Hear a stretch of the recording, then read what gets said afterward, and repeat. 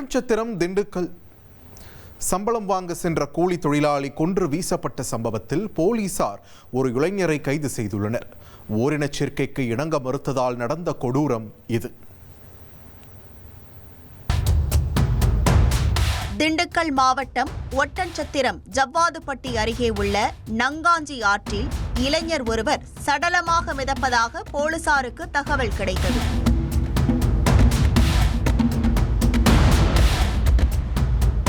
சம்பவ இடத்திற்கு சென்று பார்த்தபோது அந்த இளைஞர் பிறப்புறுப்பு அறுபட்ட நிலையில் இறந்து கிடந்திருக்கிறார். உடனே சடலத்தை மீட்டு உடற்கூராய்வுக்காக மருத்துவமனைக்கு அனுப்பி வைத்த போலீசார் விசாரணையை தொடங்கியிருக்கிறார்கள். நடந்திருப்பது ஒரு கொடூர கொலை. கொல்லப்பட்டவர் ஒட்டன்சத்திரம் அருகே உள்ள கே அத்திக்கோம்பை பகுதியை சேர்ந்த பெருமாள். 25 வயதான இவர் தாயுடன் வசித்து வந்திருக்கிறார். இவர் அத்திக்கோம்பையில் உள்ள தனியாருக்கு சொந்தமான ஹாலோ பிளாக் தயாரிக்கும் கம்பெனியில் கூலி வேலை செய்து பிழைப்பு நடத்தி வந்துள்ளார். இந்த நிலையில்தான் கடந்த 30ஆம் தேதி அன்று இரவு 8 மணி அளவில் முதலாளியிடம் சம்பளம் வாங்கி வருவதாக கூறிவிட்டு வெளியே சென்ற பெருமாள் மீண்டும் வீடு திரும்பவில்லை. விடிந்த பிறகும் பெருமாள் வீடு வந்து சேரவில்லை. செல்போனிலும் பதிலளிக்கவில்லை. அந்த சமயத்தில்தான் பெருமாளின் தாய்க்கு செல்போனில் தொடர்பு கொண்ட மர்ம நபர், உங்கள் மகன் இடையக்கோட்டையில் மயங்கி கிடக்கிறான், வந்து தூக்கி செல்லுங்கள் என்று கூறி அழைப்பை துண்டித்திருக்கிறார். இதனால் செய்வதறியாது தவித்த பெருமாளின் தாயும் உறவினர்களும் சேர்ந்து இதுகுறித்து ஒட்டன்சத்திரம் காவல் நிலையத்தில் புகார் அளித்தனர். அதன் பேரில் போலீசார் விசாரணையை தொடங்கிய போதுதான் பெருமாள் இப்படி நங்காஞ்சி ஆற்றில் பிறப்புறுப்பு அறுபட்ட நிலையில் சடலமாக மிதந்தது தெரிய வந்தது. சம்பவம் குறித்து வழக்கு பதிவு செய்த போலீசார் பெருமாளை இந்த நிலைக்கு ஆளாக்கியது யார், குற்றவாளி எங்கே என்று தேடுதல் வேட்டை நடத்தி இடையக்கோட்டை பாறையூர் பகுதியை சேர்ந்த ஸ்ரீதர் என்ற வாலிபரை கைது செய்து விசாரித்தனர். அப்போதுதான் பல திடுக்கிடும் உண்மைகள் வெளிவந்தன. 26 வயதான ஸ்ரீதர் பெருமாள் வேலை செய்யும் அதே ஹாலோ பிளாக் தயாரிக்கும் கம்பெனியில் வேலை பார்த்து வந்துள்ளார். சம்பவத்தன்று சம்பளம் வாங்கிய கையோடு இருவரும் ஒட்டன்சத்திரத்தில் இருந்து இருசக்கர வாகனத்தில் சென்று மது அருந்தி உள்ளனர். அப்போது ஸ்ரீதர் பெருமாளிடம் தன்னுடன் ஓரின சேர்க்கையில் ஈடுபட அழைத்துள்ளார். ஆனால் அதற்கு பெருமாள் மறுப்பு தெரிவித்ததால் இருவருக்கும் இடையே தகராறு ஏற்பட்டிருக்கிறது. இதனால் ஆத்திரமடைந்த ஸ்ரீதர் தனது இச்சைக்கு இணங்க மறுத்த பெருமாளை சரமாரியாக தாக்கி பிறப்புறுப்பை அறுத்து கொடூரமாக கொலை செய்து உடலை ஆற்றில் வீசியிருக்கிறார். மேலும் சடலம் வெளிவராமல் இருக்க தலையின் மீது கல்லை வைத்து சென்றது விசாரணையில் தெரிய வந்தது. இதனைத் தொடர்ந்து உடன் பணியாற்றிய சக ஊழியரை கொன்ற ஸ்ரீதரை போலீசார் நீதிமன்றத்தில் ஆஜர்படுத்தி சிறையில் அடைத்தனர். சென்னையில் மீண்டும் செயின் பறிப்பு சம்பவங்கள் தலை தூக்கி உள்ளதா? மக்கள் அதிகம் நடமாடும் இந்த இடத்தில் நடந்த செயின் பறிப்பில் குற்றவாளி கைது செய்யப்பட்டாலும் பெண்கள் மத்தியில் அச்சம் ஏற்பட்டுள்ளது. புரசைவாக்கத்தில் மாநகர பேருந்தின் ஜன்னல் ஓரமாக அமர்ந்திருந்த பெண்ணிடம் தங்க நகை பறிக்கப்பட்ட சம்பவம் அதிர்ச்சியை ஏற்படுத்தியுள்ளது.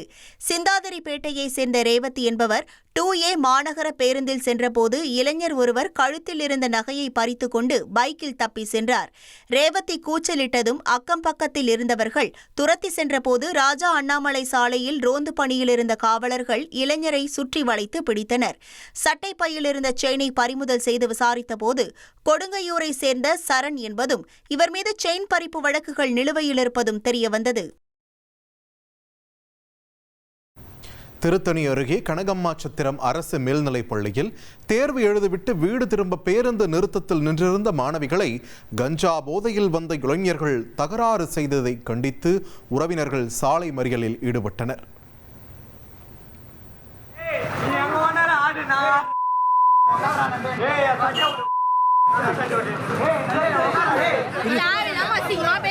அவன் வந்து சிம்பிள பசங்களை கை பூச்சி பேக் பூச்சி ஃபுல்லா குடிச்சிட்டு அவன் வந்து எல்லாரும் இத்தனை வருஷம் வந்து எல்லாரும் எங்களுக்கு இந்த பிரச்சனை இல்லை. இவன் வந்ததுல இருந்து தொல்லையா இருக்கு. ஸ்கூல் பசங்கன்னா உங்களுக்கு வந்து டிசி எப்படி கொடுத்துறாங்கன்னு பாக்கலாம்.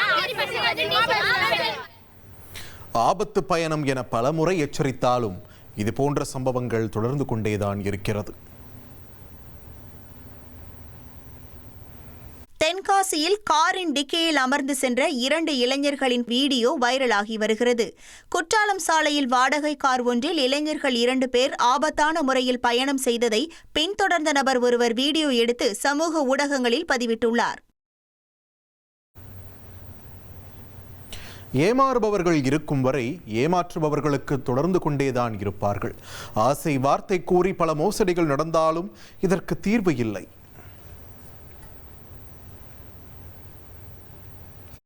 புதுச்சேரி அருகே திருமண தோஷம் நீங்க பரிகாரம் செய்வதாக கூறி பெண்ணிடமிருந்து 1 சவரன் நகை மற்றும் 18,600 ரூபாய் ரொக்க பணத்தை திருடி சென்ற போலி ஜோசியர்கள் 2 கைது செய்யப்பட்டனர். கோமளவள்ளி என்பவரது வீட்டிற்கு சென்ற நெல்லையைச் சேர்ந்த சின்னராசு மற்றும் மிக்கில் சமையல் புலியில் நகைகளை வைத்து பூஜை செய்வது போல நாடகமாடி நகை மற்றும் பணத்தை திருடிச் சென்றுள்ளனர். கோமளவள்ளி தரப்பில் அளிக்கப்பட்ட புகாரின் பேரில் வழக்கு பதிவு செய்த போலீசார் சிசிடிவி காட்சிகளின் அடிப்படையில் 2வரையும் பிடித்து நகை மற்றும் பணத்தை பறிமுதல் செய்தனர். சாலையில் வெளிநாட்டு நபர் பேசும் மொழியும் புரியவில்லை. போலீசாரும் குழம்பி போனார்கள். எங்கே நடந்தது தெரியுமா? மதுரையில் அரை நிர்வாணத்துடன் கத்தியுடன் சுற்றித் திரிந்த வெளிநாட்டு நபரால் பரபரப்பு ஏற்பட்டது. மத்திய ஐரோப்பிய நாடான ஸ்லோவாக் நாட்டைச் சேர்ந்த ரிச்சர்ட் ஒபைகா என்பவர் சாலையில் சென்று கொண்டிருந்த கார் கண்ணாடிகளை உடைத்து மிரட்டும் வேலையில் ஈடுபட்டதாக கூறப்படுகிறது. சம்பவ இடத்திற்கு வந்த போலீசார் வெளிநாட்டு நபரை ஆம்புலன்ஸ் மூலமாக மருத்துவமனைக்கு அழைத்து சென்றனர். வெளிநாட்டு நபர் பேசும் மொழியை புரிந்து கொள்வதில் குளறுபடி உள்ளதால் போலீசார் திணறியதாகவும் கூறப்படுகிறது.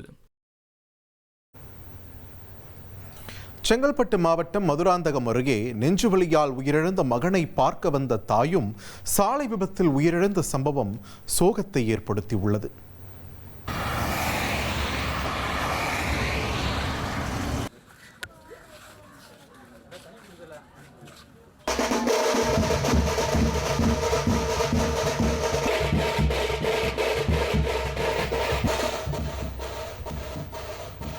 சோத்துப்பாக்கம் பகுதியைச் சேர்ந்த 48 வயதான மணி அஞ்சல் துறையில் பணியாற்றி வருகிறார். நெஞ்சுவலி காரணமாக தனியார் மருத்துவமனையில் அனுமதிக்கப்பட்ட இவர் சிகிச்சை பலனின்றி உயிரிழந்தார். உயிரிழந்த தனது மகனை பார்க்க வந்த 70 வயதான அலமேலு அடையாளம் தெரியாத வாகனம் மோதி சம்பவ இடத்திலேயே பலியானார். ஒரே குடும்பத்தைச் சேர்ந்த தாயும் மகனும் அடுத்தடுத்து உயிரிழந்தது அப்பகுதியில் பெரும் சோகத்தை ஏற்படுத்தியுள்ளது.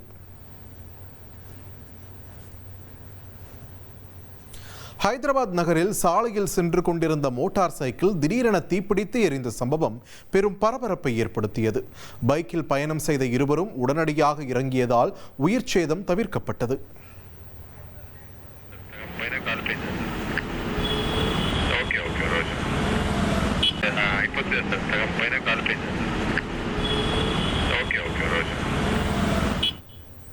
பட்ட பகலில் பெண்ணிடம் செல்போன் பறிப்பு. போராடும் பெண்ணுக்கு உதவ யாரும் முன்வராததால் குற்றவாளி சுலபமாக தப்பிச் சென்றார். எங்கே நடந்தது? பஞ்சாப் மாநிலம் அமிர்தசரஸில் ராயல் ஹோட்டல் என்ற இடத்திற்கு அருகே சாலையில் நடந்து சென்ற பெண்ணிடம் இருசக்கர வாகனத்தில் வந்த நபர் கத்தியை காட்டி மிரட்டி செல்போனை பறித்து சென்ற சம்பவம் பரபரப்பை ஏற்படுத்தியுள்ளது.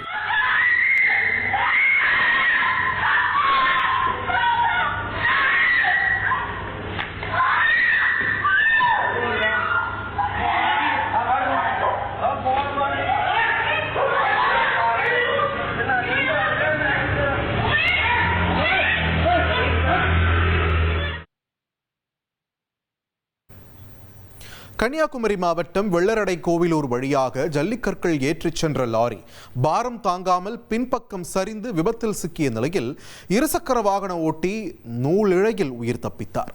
இந்த காட்சி அதிர்ச்சியை ஏற்படுத்தியுள்ளது. நீங்களும் பாருங்கள்.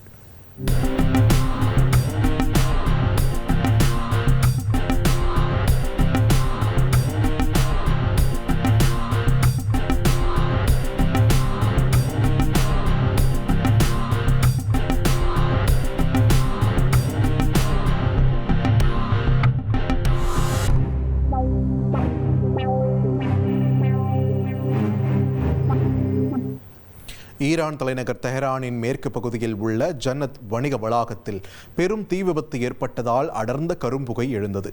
சம்பவ இடத்திற்கு தீயணைப்பு வீரர்கள் விரைந்து சென்று தீயை கட்டுப்படுத்தும் பணியில் ஈடுபட்டனர்.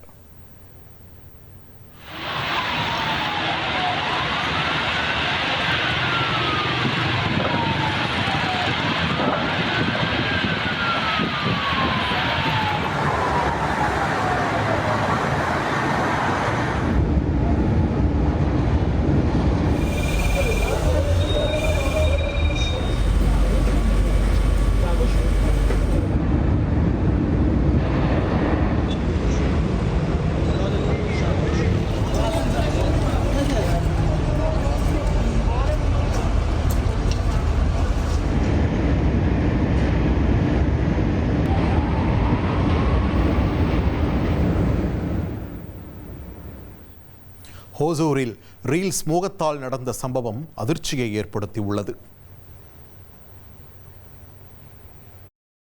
ஹோசூரில் கணவன் மனைவியை கடத்தியது போல ரீல்ஸ் வெளியிட்ட விவகாரம் பரபரப்பை ஏற்படுத்தியது. ஹோசூரை மையமாக கொண்டு செயல்பட்டு வரும் சமூக வலைதள கணக்கில் அண்மையில் ஒரு பெண்ணும் ஆணும் கடத்தப்படுவது போல் வெளியான வீடியோ அனைவரையும் அதிர்ச்சியடைய வைத்தது. இந்த வீடியோ தொடர்பாக சமூக வலைதளம் நடத்தி வந்த கார்த்திக் என்பவரிடம் நடத்திய விசாரணையில் திடுக்கிடும் தகவல் வெளியானது. ஹோசூரைச் சேர்ந்த நபர் ஒருவர் தனது மனைவியின் பிறந்த நாளுக்கு சர்ப்ரைஸ் கொடுக்க வீடியோ எடுத்து ரீல்ஸ் வெளியிட்டதும் தெரியவந்தது. இந்த வீடியோவை வெளியிட்ட கார்த்திக்கை கைது செய்த போலீசார் எச்சரிக்கைக்கு பிறகு ஜாமீனில் விடுவித்தனர். இதேபோல் வீடியோவில் இடம்பெற்ற கணவன், மனைவி மற்றும் தொகுப்பாளர் மூவரையும் போலீசார் கடுமையாக எச்சரித்து அனுப்பினர். திடீரென மூடிக்கொண்ட கதவு, திறக்க முடியாமல் திணறிய குடும்பம். பிறகு எப்படி மீட்கப்பட்டார்கள்?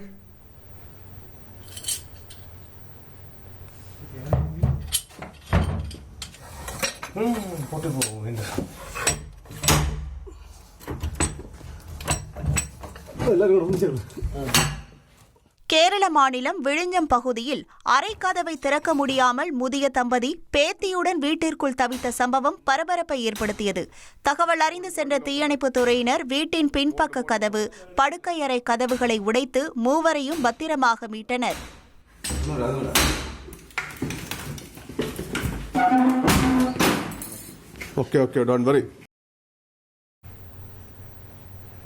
பள்ளத்தில் விழுந்த பேருந்து, 3 பேர் உயிரிழந்ததாக தகவல். விபத்து நடைபெற காரணம் என்ன? உத்தரகாண்ட் மாநிலத்தில் உள்ள கால்சி பகுதியில் 30 பயணிகளுடன் சென்று கொண்டிருந்த பேருந்து பள்ளத்தில் கவிழ்ந்து விபத்துக்குள்ளானது.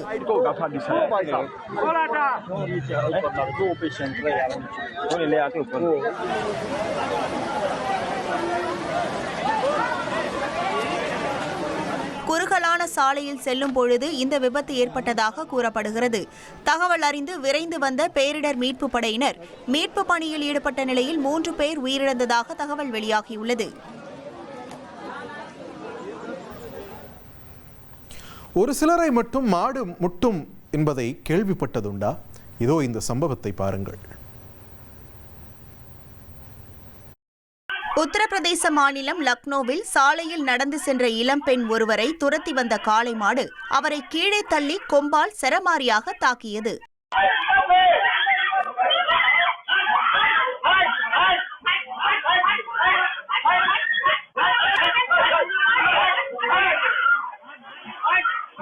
காளை மாட்டின் தாக்குதலில் அந்த பெண் அலறி துடிக்க அவரது சத்தம் கேட்டு ஓடி வந்த அக்கம் பக்கத்தினர் கற்களை வீசி காளை மாட்டை விரட்டினர். பலத்த காயங்களுடன் மீட்கப்பட்ட அந்த பெண் சிகிச்சைக்காக மருத்துவமனையில் அனுமதிக்கப்பட்டார்.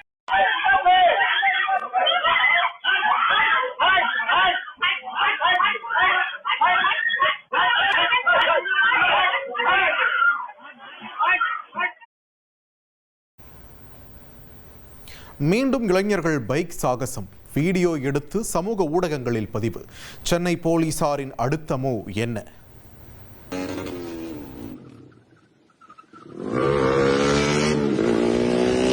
சென்னை பாரிமுனையில் பைக் சாகசங்களில் இளைஞர்கள் ஈடுபட்ட வீடியோ வெளியாகி அதிர்ச்சியை ஏற்படுத்தியுள்ளது. ராஜாஜி சாலையில் அதிவேகமாக சென்று பைக் ரேஸில் ஈடுபடுவதும் அதனை பின்தொடர்ந்து செல்லும் சில இளைஞர்கள் வீடியோ பதிவு செய்வதும் அதில் இடம்பெற்றுள்ளது.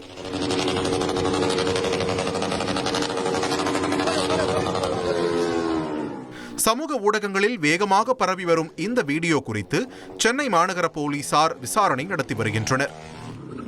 ஜீவசமாதி அடைவதாக கூறியவருக்கு நேர்ந்த நிலைமை. ஒருபுறம் போலீசார் எதிர்ப்பு, மறுபுறம் சீடர்கள் ஆதரவு. என்ன நடந்தது? சேலம் அருகே ஜீவசமாதி அடைவதாக அறிவித்த பூசாரி திடீரென உயிரிழந்த சம்பவம் அதிர்ச்சியை ஏற்படுத்தியுள்ளது. ஆட்டையாம்பட்டி கஞ்சமலை அடிவாரம் பகுதியில் சந்திரபிரகாசம் என்பவர் ஜீவசமாதி அடைவதாக கூறி அதற்கான ஏற்பாடுகளில் ஈடுபட்டிருந்தார். இந்த தகவலை கேள்விப்பட்ட போலீசார் ஜீவசமாதி அடைவது சட்டத்திற்கு புறம்பானது என கூறி தடுத்து நிறுத்தியதாக கூறப்படுகிறது. இந்நிலையில் திங்கட்கிழமை இரவு சாப்பிட்டுவிட்டு தூங்கச் சென்ற அவர் மயங்கிய நிலையில் மருத்துவமனையில் அனுமதிக்கப்பட்டார். ஆனால் பூசாரி சிகிச்சை பலனின்றி உயிரிழந்த நிலையில் அவர் தூக்க மாத்திரை சாப்பிட்டு தற்கொலை செய்து கொண்டதாக கூறப்படுகிறது. அதே நேரத்தில் ஜீவசமாதியை அறிவித்து விட்டதால் தியான நிலையில் உயிரிழந்து விட்டதாக அவரது சீடர்கள் கூறினர். கள்ளக்காதலனுடன் சென்ற மனைவி, அவர்களை துரத்திச் சென்ற கணவர், காரை வழிமறித்து மனைவியை மீட்டது எப்படி? ஒய்எஸ்ஆர் காங்கிரஸ் கட்சியைச் சேர்ந்த கிராம பஞ்சாயத்து தலைவரின் மனைவியை காரில் அழைத்துச் சென்ற அதே கட்சியைச் சேர்ந்த பிரமுகரை கணவர் சரமாரியாக தாக்கிய சம்பவம் பரபரப்பை ஏற்படுத்தியது.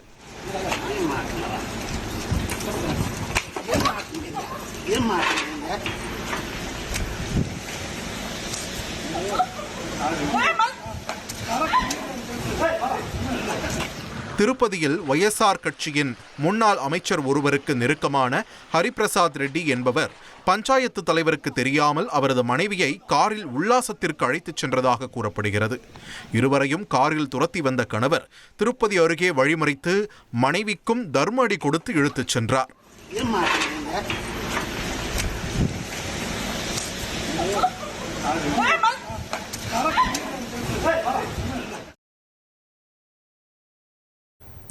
உயிரை காப்பாற்ற மருத்துவமனைக்கு சென்ற நபருக்கு நேர்ந்த சம்பவம் மிகவும் கொடூரமானது.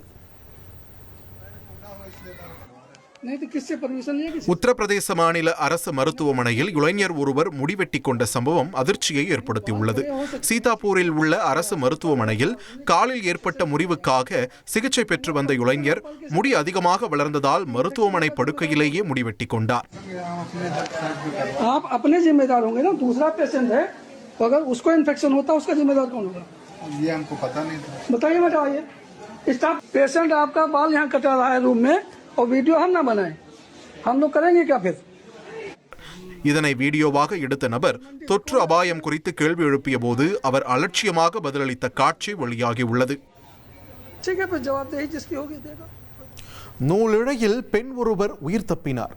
எங்கு தெரியுமா?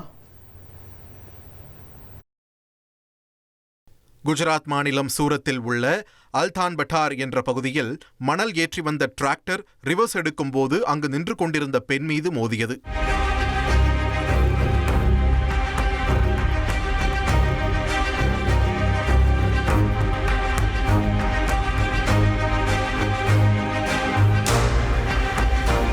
இதில் நிலை தடுமாறி கீழே விழுந்த பெண் டிராக்டர் அடியில் சிக்கினார்.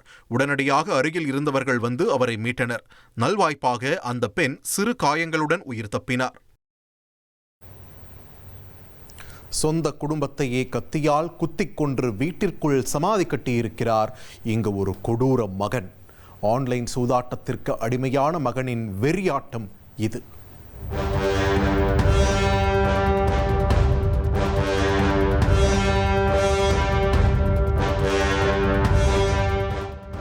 கர்நாடக மாநிலம் விஜயநகர மாவட்டம் கோட்டூர் பகுதியில் உள்ள அந்த மாடி வீடு அன்று கிரைம் ஸ்பாட்டாக மாறியிருந்தது.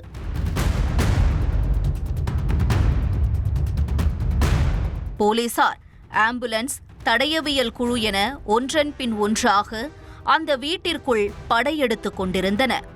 காரணம், உள்ளே நடந்த படுபயங்கர கொலை. ஒன்றல்ல, இரண்டல்ல, ஒரே குடும்பத்தைச் சேர்ந்த 3 பேர் கொடூரமாக கொலை செய்யப்பட்டு வீட்டுக்குள்ளேயே குழி தோண்டி புதைக்கப்பட்டிருக்கிறார்கள்.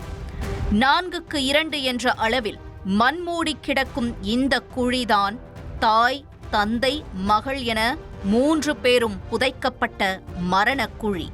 இந்த கொடூரத்தை செய்தது வேறு யாருமல்ல, இதே வீட்டைச் சேர்ந்த வாலிபர்தான். பெற்ற தாய் தந்தையையும் உடன் பிறந்த சகோதரியையும் கொன்று குழியில் இறக்கியிருக்கிறார் இந்த விபரீத வாலிபர். என்ன நடந்தது? கொலைக்கான காரணம் என்ன என்று தெரிந்து கொள்ள செய்தியாளர் பாரதி ராஜாவுடன் விசாரணை களத்தில் இறங்கினோம். சித்ரதுர்கா மாவட்டத்தைச் சேர்ந்தவர்கள் பீம்ராஜ் ஜெயலட்சுமி தம்பதி. இந்த தம்பதிக்கு 27 வயதில் அக்ஷய்குமார் என்ற மகனும் 18 வயதில் அம்ருதா என்ற மகளும் இருந்தனர். 50 வயதான பீம்ராஜ் சுயமாக தொழில் செய்து வந்திருக்கிறார். அனைவரும் குடும்பத்துடன் கோட்டூரில் ஒரு வாடகை வீட்டில் வசித்து வந்தனர். இந்த நிலையில்தான் கடந்த 27ஆம் தேதி அன்று பெங்களூரு திலக் நகர் காவல் நிலையத்திற்கு சென்று ஒரு பகீர் புகார் கொடுத்திருக்கிறார் அக்ஷய்குமார். அதில் தனது தந்தை, தாய் மற்றும் தங்கை ஆகிய மூவரும் சிகிச்சைக்காக பெங்களூருவுக்கு வந்ததாகவும் கையில் 4 லட்சம் ரூபாய் ரொக்கப்பணம் கொண்டு வந்ததாகவும் ஆனால் திடீரென மாயமானதாகவும் கூறி புகார் கொடுத்திருக்கிறார். அதன் பேரில் போலீசார் விசாரித்தபோது அப்படி யாருமே பெங்களூருவுக்கு வரவில்லை என்று தெரிந்திருக்கிறது. மேலும் அவர்களின் செல்போன் சிக்னலும் கடைசியாக கோட்டூர் பகுதியிலேயே இருந்துள்ளது.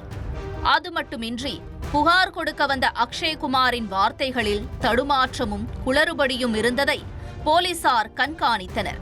இதனை அடுத்து அக்ஷய்குமாரின் மீது சந்தேகமடைந்த போலீசார் அவரிடம் கிடுக்குப்பிடி விசாரணை நடத்தியதில் பெற்ற மகனே சொந்த குடும்பத்தை கொன்று புதைத்துவிட்டு காணாமல் போனதாக நாடகமாடிய உண்மை அம்பலமானது. தந்தை பீம்ராஜுக்கு தாவனக்கரை பகுதியில் 2 சொந்த வீடுகள் இருந்துள்ளன. அண்மையில் ஒரு வீட்டை 1,50,00,000 ரூபாய்க்கு விற்றுள்ளார். அதில் 50 லட்சம் ரூபாயை மகளின் பெயரில் பிக்ஸட் டெபாசிட் செய்திருக்கிறார் பீம்ராஜ். இதனால் மீதமிருந்த 1 கோடியை தனக்கு கொடுக்க வேண்டும் என தந்தையிடம் கேட்டிருக்கிறார் அக்ஷய்குமார். ஆனால் பீம்ராஜ் மகனுக்கு பணம் கொடுக்கவில்லை. காரணம், அக்ஷய்குமார் ஆன்லைன் சூதாட்டத்திற்கு அடிமையானவர்.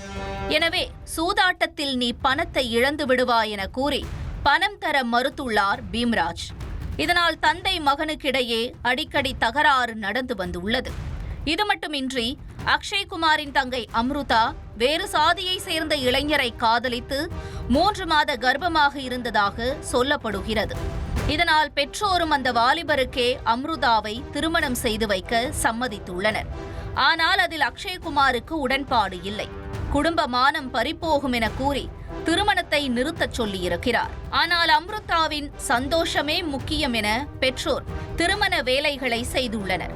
இதனால் ஆத்திரமடைந்த அக்ஷய்குமார் பணத்தையும் கொடுக்காமல் குடும்ப மானத்தையும் கப்பலேற்ற துணிந்த மூவரையும் கொன்று போட திட்டமிட்டுள்ளார். அதன்படி கடந்த 27ஆம் தேதி அன்று வீட்டில் தாய் ஜெயலட்சுமி மட்டும் தனிமையில் இருந்தபோது கத்தியால் அவரின் கழுத்தை அறுத்து கொலை செய்திருக்கிறார் அக்ஷய்குமார். பின் தாயின் சடலத்தை மறைத்து வைத்துவிட்டு தங்கை அம்ருதாவுக்கு போன் செய்து உனக்கு ஒரு கிஃப்ட் வச்சிருக்கேன், சீக்கிரமா வீட்டுக்கு வா என அழைத்திருக்கிறார். சந்தோஷத்தில் வீட்டிற்குள் ஓடி வந்த தங்கையை கத்தியால் குத்தியே கொடூரமாக கொன்றிருக்கிறார்.